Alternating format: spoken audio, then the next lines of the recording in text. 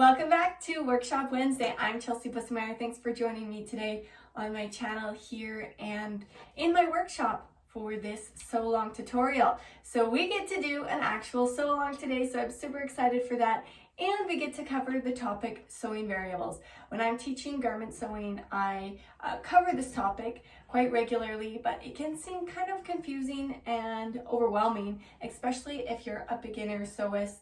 And if this concept of sewing variables and adjusting them to sew or create your perfect end result is a little bit out there, I thought this project today would be a perfect example, as it's a really simple sew along. So a toddler bed duvet cover is not a very complicated project at all. It's a rectangle, but there's different things that we can adjust based on our fabric, based on our desired end result. And so we're going to walk through all of those different variables with our end result, with my goal and the perfect duvet cover in mind, so that I can adjust the techniques that I'm using to really create that perfect piece, so that at the end of my project, I love what I've sewn and it's not just a fun adventure that ends up hanging out in the closet or never getting used. So this is my fabric. If you're part of my Facebook group, you would have seen me post about it last week. I did make one last week as well for my older boy, and he's 3, and I wanted to make one for his younger brother who's 2, since they do still share a room, and I wanted both of their little toddler beds to have the same bedspread. And this material is a directional print. If you can see that, maybe we'll zoom in here for a moment. When working with a directional print, there's a couple of things to keep in mind. Now, when you first start out with your sewing variables, you can either start with a fabric like I'm doing today. This is the fabric that I want to use, and I have a project for it. Or you can start with a project and think about what kind of fabric would be the best suited fabric for that project. Now, this is 100% cotton. It is an organic cotton muslin material. It's actually a triple weave that I just realized, which simply means that there are 3 different types or different textiles that are then joined together and connected to create one textile fabric, but 3 separate rows of threads running through both in the grain line and the cross grain across, and then they interlace in these little squares. So that's kind of a neat little technical piece about this fabric. And then it's printed with the pattern. So since this has a pattern, a directional print, there's an up and a down, a top and a bottom to my duvet cover. Now, I also want to be able to fold the top edge of my duvet cover down when I make the bed. I love to spread out the blanket and then fold down the top edge and then just have the pillow on the sheet. And I think this would be super cute with a solid color sheet. I'm thinking either the green or white.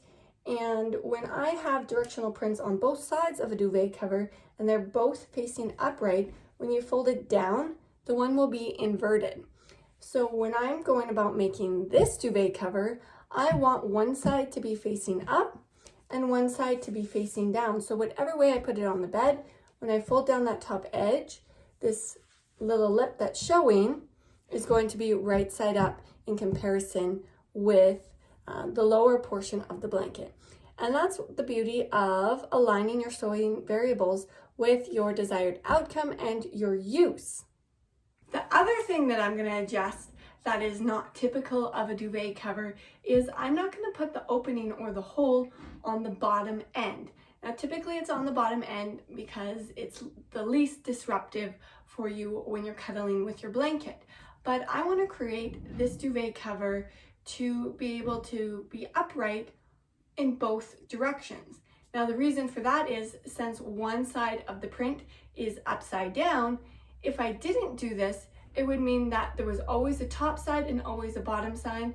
And I want to make it more flexible for wear and just use, so that I can flip the duvet cover in any direction, right side up, upside down, that kind of thing. So my opening is going to be on the side of my duvet cover. I'm going to place it in the middle of the duvet and on one side, And I'm also going to use an invisible zipper because I love putting zippers in duvet covers anyways, because I don't like it when a duvet is hanging out or falling out of a duvet cover.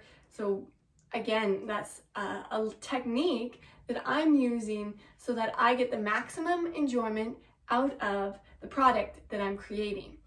And with the invisible zipper as well, it's nice and soft, it'll be hidden, and it won't be disruptive on the side, even if it is closer to where you come in contact with that opening than it would be on the bottom. And I'll be able to reverse my duvet cover all the way around, even with my directional print and how I'm choosing to make that directional print. Now, the cool thing about having my directional print upwards on one side and downwards on the other side is I don't need to place a seam on the top. If this was to be the top, the one edge, I can just simply fold the material, so I don't need to close it. I just need to cut my piece of fabric the full double length, and here I have it, the full double length of my duvet cover.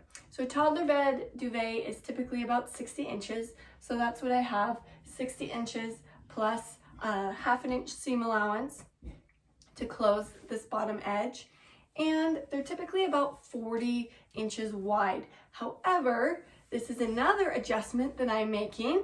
I'm doing mine a little bit wider. My fabric is about 53 inches once we deduct the salvage edge, and I always find with like small blankets that sometimes they're kind of narrow, especially by the time you've got a little body underneath. They just shorten up on either side. And personally for me, I hate cold drafts coming in underneath my blanket. So I want to make sure that there's enough length on either side that it can really come down, hang over the edge of the bed, and seal up their little pocket of cozy underneath. So I'm going to use the full width of the material, and I'm not going to cut it down at all. Now, the beauty of this project is also that if I do decide that it's a little bit too wide, if I have a duvet later on that is just smaller than the duvet cover, and I find, you know what, the duvet is wide enough, then I can just trim it down then. But at this point, since I am leaving it the full width and the salvage edge doesn't fray, I'm also going to leave the salvage edge on and just close my seam on the inside of the salvage edge so that it's not showing at all on the outside, but on the inside it's keeping that edge nice and finished. I love using the salvage edge, and I did it all the time before I had a serger. That could easily finish off nice clean seams. If you have a serger, it's easy enough to close it with that. But if you don't, and you don't want to do French seams all the way around or a zigzag stitch, which is always, it finishes off the edge so that it doesn't continue to ravel, but it's not quite as clean. You can always use the salvage edge whenever you can in your projects as well. It doesn't necessarily have to be cut off. So that just leaves our bottom edge here. So since this is a pretty loose weave, it frays quite readily. Here we can kind of see there's the different layers, or the 3 different muslins in the weave, and then they're all layered up on top of each other, and then they interlace again there in the squares.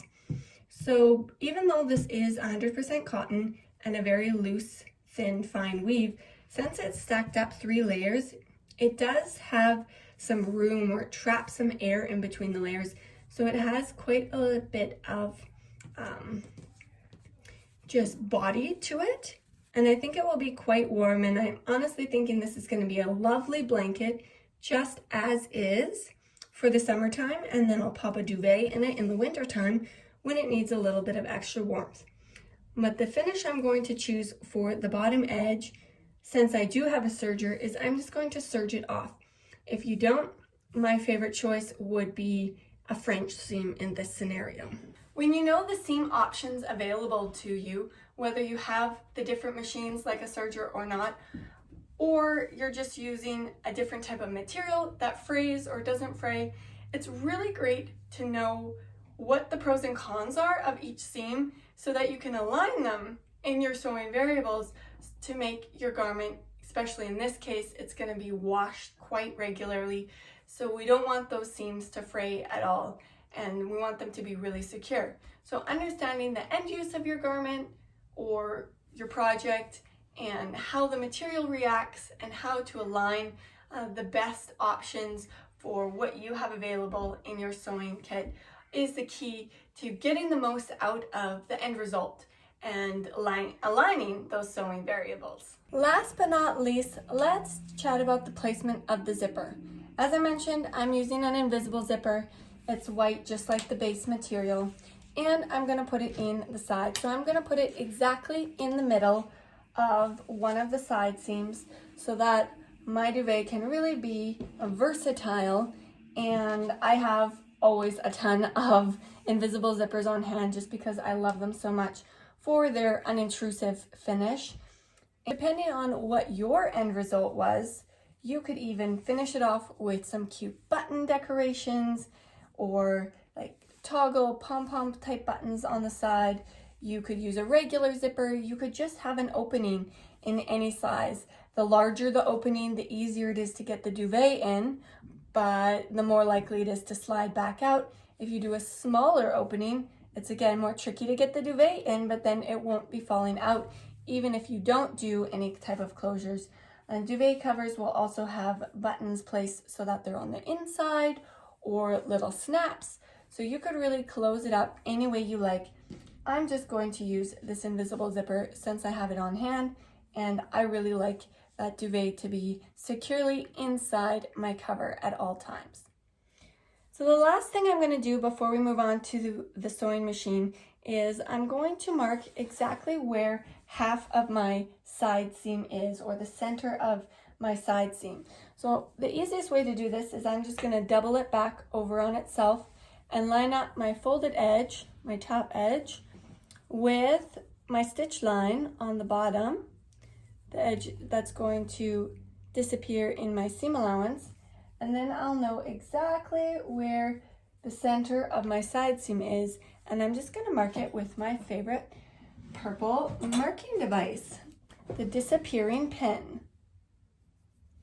This way I'll be able to ensure that my zipper is placed nice and centered, and on the side without the zipper, I'll also be able to ensure that I'm not getting skewed or off with the transportation of both the top and the bottom, as this is a long seam. So I want to make sure that we are nicely lined up when we get to the bottom corner. Here I am, set up and ready to go at my machine.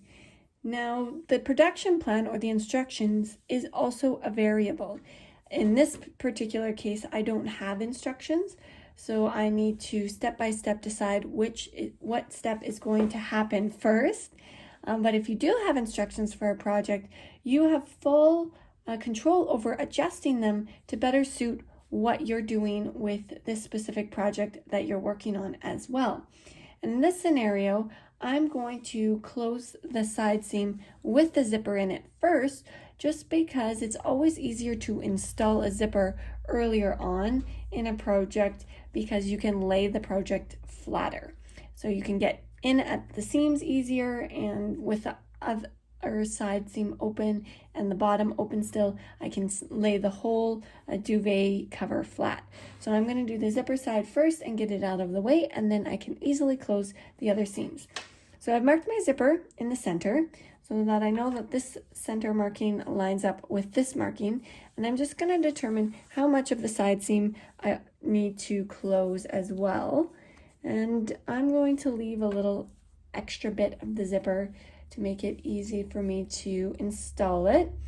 If you install your invisible zippers differently, go for it and adjust the variables to suit that method of installation that you like best. I like to close up the seam below the bottom of the zipper. So I'm just going to put marks here. You could do notches as well. There's so many techniques and they all work. It's just a matter of aligning them for your best project. So now I'm going to close from the top corner down to my marking so that I can install my zipper.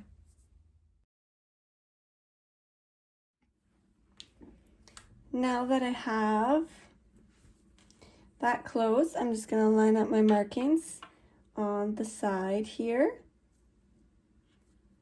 and open up my invisible zipper so that I can install the first half. Switch out my pressure foot to my zipper foot and keep going. Now, if you have no idea about how to install an invisible zipper and you do want to install one, definitely check out my invisible zipper tutorial, and that will help you step by step go through the process.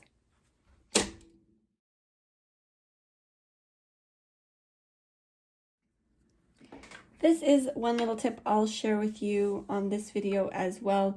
Whenever I'm done the first half of my invisible zipper, I always close it up just to make sure I've stitched nice and close to the edge, and also to make sure that I mark where I want the top of my zipper to line up with the top on the other side. And here I want the placement of where it aligns with the squares to line up. And if you have any markings like waistline, any kind of ruching, you can mark all of those locations, and I'm just going to mark the lines where my triple weave here comes together to create the squares, because I've cut it out so that all of these squares line up on the side seam. It's probably a little bit overkill for this project, but I like to work exact and I like things to match up and line up. So I'm going to just mark all of these, and then I know where they need to line up. And be sure to line up and mark the bottom of your zipper so that it's not offset where you set the second half of the zipper on.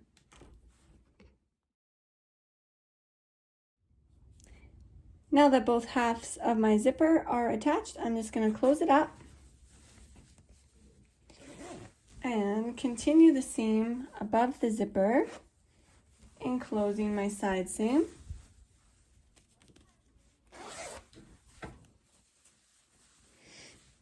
Look at how nicely my squares line up. I just love it. Okay, so now that the zipper is fully closed, I can flip back on the inside and line up both sides of my seam and continue right up to the end of this side seam. Now that the first side seam is closed, I can flip it over and double check just the end of my zipper and make sure that I like the placement of it. And then I'm going to go right ahead and close the side seam on the other side.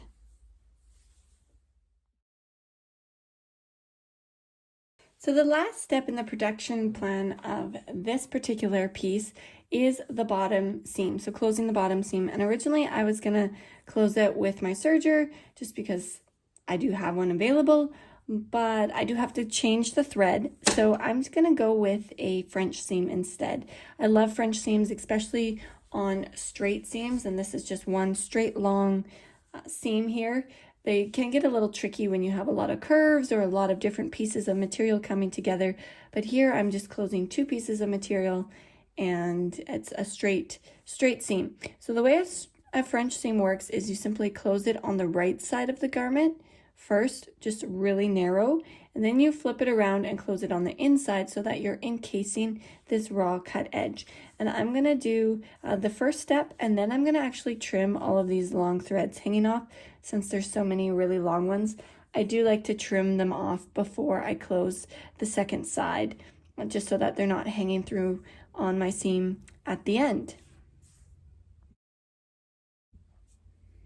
Now that I've closed this first seam in the French seam, I'm just going to run along with my scissors and trim off all of these long threads, because now I'm just going to close the second half of my French seam. And if you want, you can definitely give that seam allowance a pressing or an iron in either direction or apart, so that it's a little easier to ensure that your stitch line is right by the edge. You don't want it to be farther in on one side or twisted. You want that stitch line to be right on the outside of your seam, and then to just stitch your full seam allowance width so that you can encase that raw edge. Now for the exciting part, we get to see how it turned out. So I'm going to flip it around make sure that I tuck the corners out so that they're nice and sharp, how they come through. And then we'll zip up the side seam and see how it looks. Now today I made obviously a duvet cover for a toddler bed, but you can use this set of techniques or adjust the techniques depending on if you do have a frame fabric and you've cut the edge all the way around, then you could definitely French seam it all the way around. You could serge it all the way around. You can make pillow shams, you can make a duvet cover for whatever size of bed. It's just a matter of deciding how big your rectangle needs to be or square gets to be, and making it perfect for your scenario, for what you want to create. As always, whenever you're making anything or sewing anything, you are the creator and you can make it however you want it to be and make it perfectly suited to however you want to have it. Oh, I just love this invisible zipper in here. I love that I lined up the squares. It's just way too much fun. And there's a nice section of soft seam so that he can cuddle with that at his face, whichever way around the duvet cover is. And since I do have this directional print, I love that I can fold it over and the print on the folded over part is the right way around. So there you go. That's how you kind of walk through a project. Start with your desired result. If you know what you want to create, you know what you want to have, what you don't want to have, you'll be way ahead of the game right from the gate. And then build on it. What's your fabric like? What do you need to take into consideration for that? What is the design styles that you might need to adjust when cutting it out? If you have a garment and there's different styles like neckline or whatever that you want to adjust to better suit your end result, and then work through that production plan and adjust it even as you go. Like I did, I switched out the seam that I was going to use based on just sitting at my regular machine and it being easier to just do the French seam. Yet I was able to create a seam that is durable for washing and know what seams I have available. So aligning those variables is key to getting the full enjoyment out of your sewing projects when you create. And thanks for joining me this week, and be sure to check out my Facebook group if you're not already in there, and let me know if there's any specific topics that you would like to see featured on a Workshop Wednesday. Till next week, take care and have a great day.